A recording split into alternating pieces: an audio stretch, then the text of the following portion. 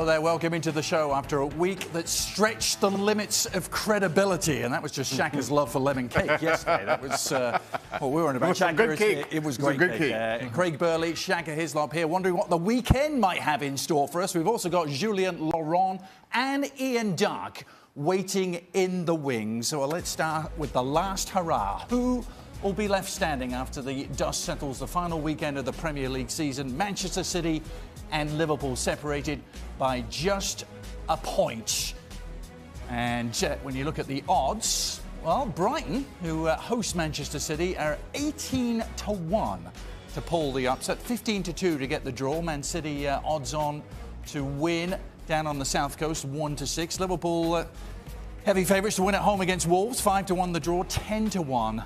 Wolves win. Overall, it's clear which way the odds makers are favouring, and that is heavily in favour of Man City. However, Jurgen Klopp saying it's been a week of miracles.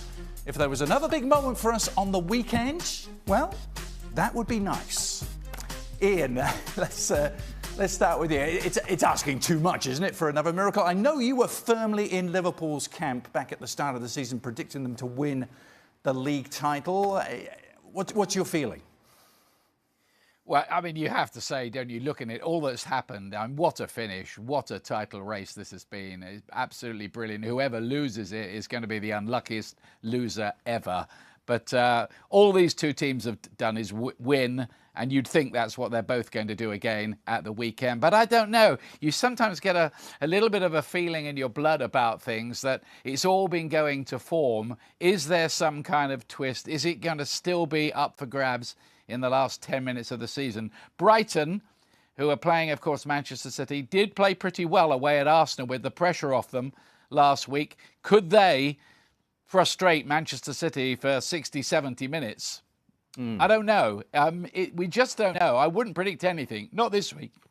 Well, the miracle was in Liverpool's hands. That's the difference in the Champions League. Well, look on the plus side. If you've been uber positive, Liverpool only need a point potentially to win the title.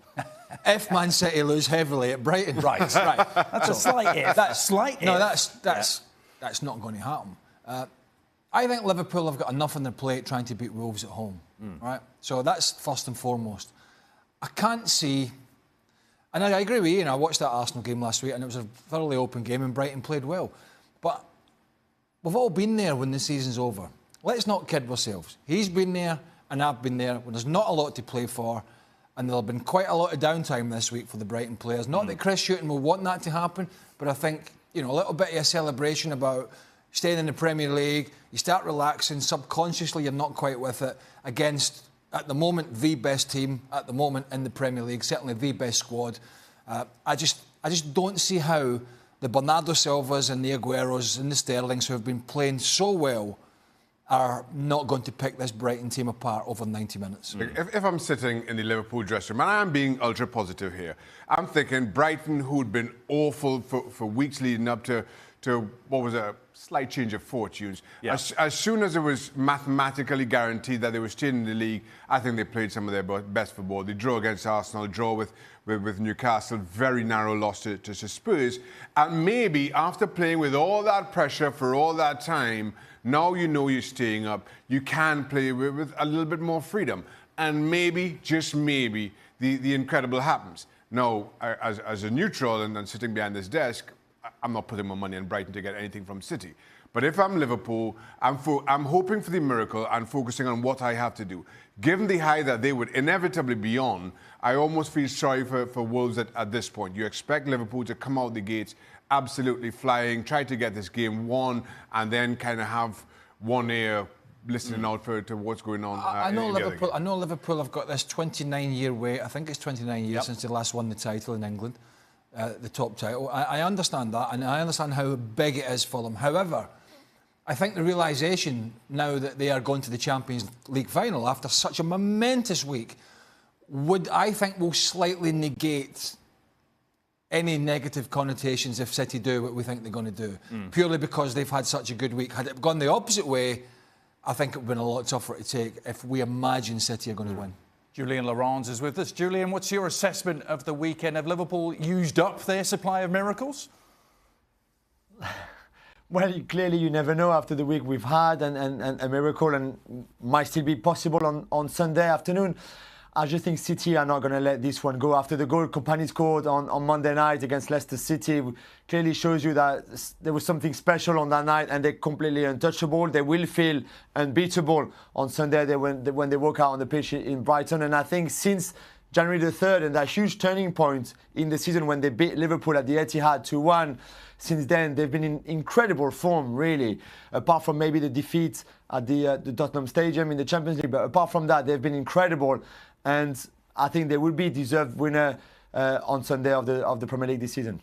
Ian, give us historical context here. In your view, is this the most gripping title race of all time? It's right up there, isn't it? I mean, you go back to the Aguero goal in 2012, last kick of the season, and then it was quite a finish. I remember in 1995 between Manchester United, who could only draw at West Ham, even though Blackburn winning the title despite losing at Anfield that day. That was quite a finish. And 1989 takes a bit of beating, doesn't it? Michael Thomas for Arsenal with virtually the last kick of the game at Anfield.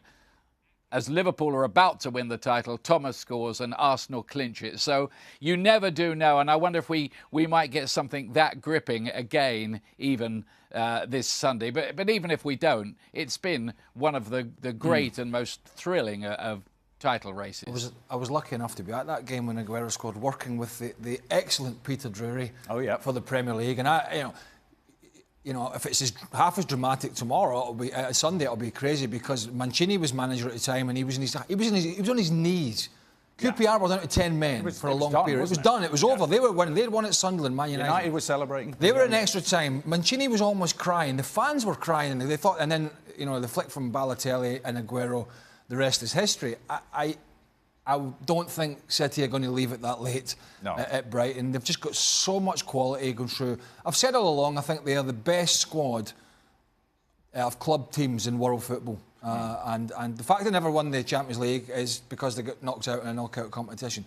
That doesn't detract from the squad they've got, and I think they're going to make that tail at the weekend. However this plays out, here's the but to this all, and the old cliche is nobody ever remembers who comes second. I hope this year is different because if Liverpool does finish second, as we seem to think, what a season it's been. Some of the football they've played against a team who many consider to be the best in the Premier League era. That's a debate we'll have on another day. But Liverpool have played their part, and hopefully it won't just go down in the ashes of history. We do remember United coming second in 2012. Maybe that was just because it was City that picked them to the post. Jules, what's your view? Most gripping race ever? Perhaps in the Premier League era. Ian mentioned 89, and that, of course, was Liverpool and Arsenal playing against each other on the final day.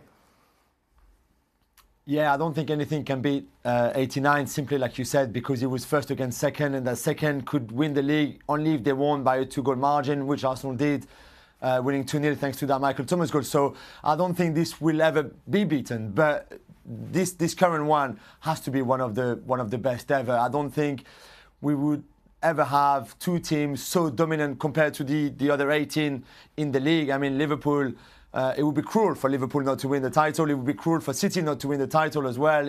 That's how good they've been all season. And again, I know I talked already about January the 3rd and that game at the Etihad, but on that night, Liverpool could have gone 10 points clear of Manchester City had they won that game. And it was a tight game. There was not much at all between the two teams.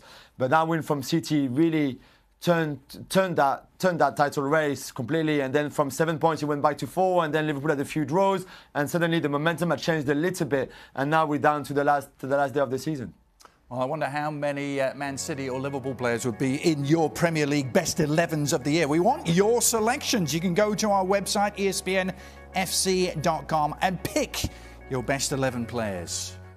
In case you haven't heard, we've now got our own YouTube page. All the ESPN FC content you can ever imagine is there. That's a lot. And stuff you can't imagine is there as well. We could never have imagined 4 English teams in the 2 European finals. The full English seems to be the headline that most of the papers are going with. They'll be breakfasting in Baku, Arsenal and Chelsea. They'll be munching in Madrid, Liverpool and Spurs. Ian, I know you were in Valencia calling Arsenal polishing off the job against